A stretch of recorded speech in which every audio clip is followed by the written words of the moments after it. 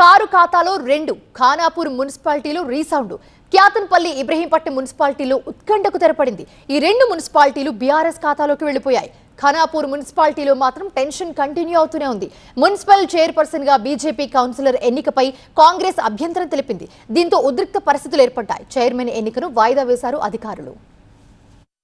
క్యాతన్పల్లి ఇబ్రహీంపట్నం మున్సిపాలిటీల్లో 2 నెలలుగా కొనసాగుతున్న హైడ్రామాకు ఎండ్ కార్డ్ పడింది. ఈ 2 మున్సిపాలిటీల్ని బీఆర్ఎస్ కైవసం చేసుకుంది. ఇబ్రహీంపట్నం మున్సిపల్ చైర్మన్ గా టేకుల సుదర్శన్ రెడ్డి, వైస్ చైర్మన్ గా బీజేపీ కౌన్సిలర్ ముత్యాల శ్యామల ఎన్నికయ్యారు. ఇబ్రహీంపట్నం చైర్మన్ ఎన్నిక నిష్పక్షపాతంగా జరగలేదన్న కాంగ్రెస్ ఎమ్మెల్యే మల్రెడ్డి రంగారెడ్డి బీఆర్ఎస్ అభ్యర్థులు తప్పుడు ధృవపత్రాల్ని సమర్పించారని ఈ అంశంపై కోర్టుకు వెళ్తామన్నారు.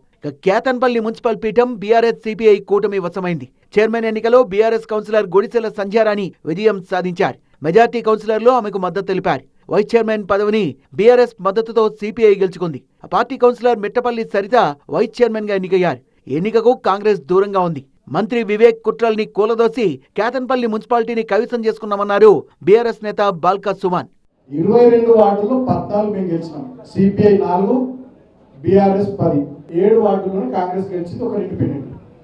ఏ ధైర్యంతో వివేక్ గారు వారి కొడుకు ఇద్దరు ఎక్సాఫిషియల్ ఓట్లు రాసుకున్నారు. ఇలా అంటే మీ దగ్గర 1000 కోట్లు ఉన్నాయి కాబట్టి డబ్బులు ఇచ్చి కొనుక్కుంటాం, అంగట్లో సరుకులాగా కొనుక్కుంటాం అనేది ఒక ఆలోచన ఉండాలి. అంటే మీరు భయపెట్టి, బెదిరించి, ప్రలోభ పెట్టి, దుర్మార్గం చేసి పోలీసులు ఇక్కడ మీ చేతుల్లో ఉన్నారు కాబట్టి, ఇందిరమ్మ రాజ్యం కాదు, ఇది కాకి రాజ్యం కాబట్టి మీరు ఏదో ఒకటి చేయొచ్చు అనేటటువంటి ఆలోచనతోనే కదా ఇక్కడ ఎక్సాఫిషియల్ ఓట్లు పెట్టింది. క్యాతన్పల్లిలో మున్సిపల్ చైర్మన్ ఎన్నిక ప్రజాస్వామ్య పద్ధతిలో జరిగిందన్నారు మంత్రి వివేక్. బాల్కా సుమన్ హింసను ప్రేరేపిస్తే ప్రజలు ఊరుకోరన్న ఆయన, సుమన్ వ్యవహార శైలి ఇప్పటికీ మారకపోతే ప్రజలే గుణపాఠం చెప్తారన్నారు. పాత సుమన్ లెక్కనే ఉంటే బాగుంటుంది. వారు మొన్న ఎలక్షన్లలో కూడా వచ్చి ఎవరైతే వివేక్ని సపోర్ట్ చేసినారో బట్టలు ఇప్పి కొడతానని చెప్పినాడు. ఆయన ఓడిపోయింది.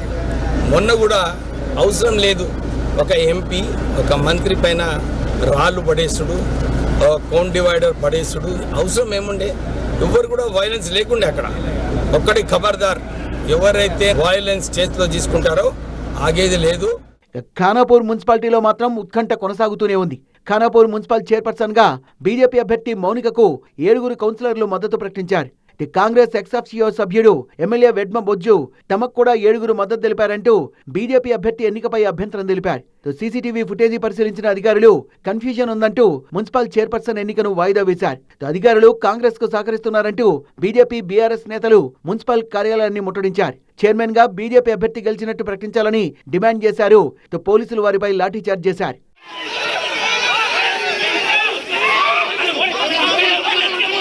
ఖానాపూర్లో కాంగ్రెస్ అధికార దుర్వినియోగానికి పాల్పడిందన్నారు కేంద్ర మంత్రి బండి సంజయ్. ఖానాపూర్ మున్సిపల్ చైర్పర్సన్ గా బీజేపీ అభ్యర్థిని ప్రకటించకపోతే తీవ్ర పరిణామాలుంటాయని హెచ్చరించారు.